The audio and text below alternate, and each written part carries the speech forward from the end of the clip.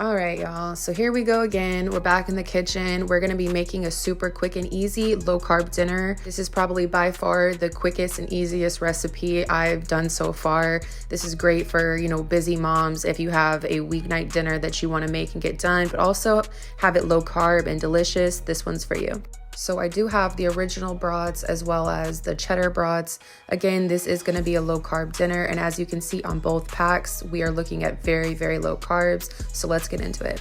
All right, so to start the onions, I'm going to take 4 white onions and go ahead and chop those up. And you can also use the yellow onions if that's what you have. The yellow onions will be a little bit sweeter once they're caramelized, but I do want you guys to notice how the onions are somewhat thicker.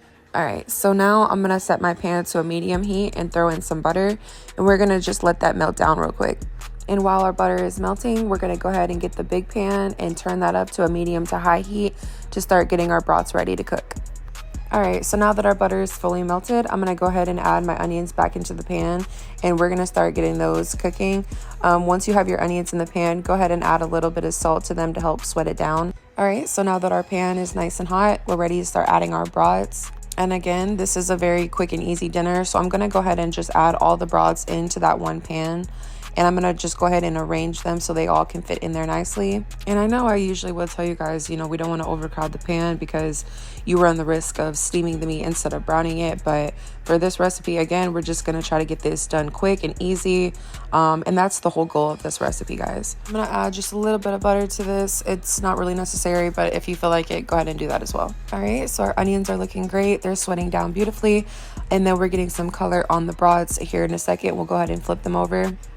All right, so now that our brats are flipped over, you can see the inside is still raw in the middle, so these will take some more time. And the same thing with our onions. Even though these look tender and they look soft, we're gonna keep cooking these down because we want them to be a golden brown color. So when we slow cook onions already have natural sugars in them, and once we put them on the heat, they start to break down, and that's what gives them their sweetness and flavor.